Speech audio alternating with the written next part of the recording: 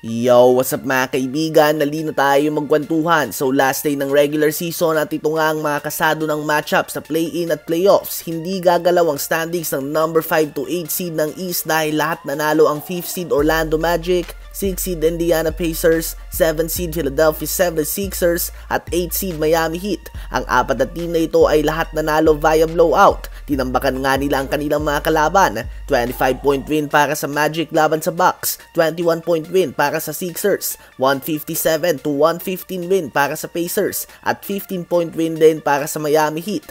Natanggap nga ng Bucks ang blowout loss sa Magic. Tinalo naman ang kulang-kulang na lineup ng Charlotte Hornets ang Cleveland Cavaliers at nagtala naman si Jalen Bronson ng 40 points, 8 rebounds and 7 assists dahilan upang makuha ng New York Knicks ang panalo at mahawakan ang second seed sa East. So sa East nga ay kasado na ang bakbakan ng Philadelphia 76ers at ng Miami Heat para sa 7th seed. Gaganapin ito sa home court ng Sixers. Ang mananalo dito ay makakalaban ang second seed New York Knicks. At ang matatalo naman ay makakalaban ang mananalo sa knockout game ng Chicago Bulls at Atlanta Hawks kung saan paglalabanan nila ang final playoff spot. At ang mananalo naman dito ay makakalaban ang number 1 seed Boston Celtics. Ang number 3 seed Milwaukee Bucks naman ay makakalaban ng 6th seed Indiana Pacers na tinalo sila ng 4 na beses sa regular season at kinuha ang game ball ni Giannis. At 4th seed Cavs naman laban sa 5th seed Orlando Magic.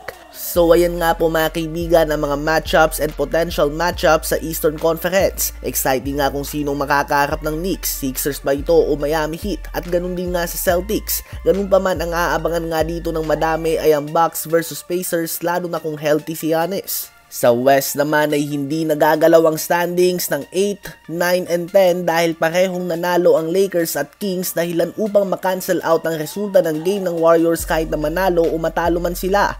Nagliyab nga ang Kings at napakagandang playmaking at depensa kay Zion ang pinakita ni LeBron. Nagtala nga siya mga kaibigan ng 7 assists sa first 4 minutes ng game. Nakontrol niya nga ang game na ito from the very beginning.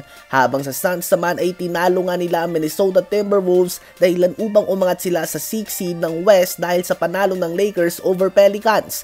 Pinulbos naman ng OKC ang Mavs na pinagpahinga ang kanilang mga players at panalo din ng Denver Nuggets laban sa Memphis Grizzlies.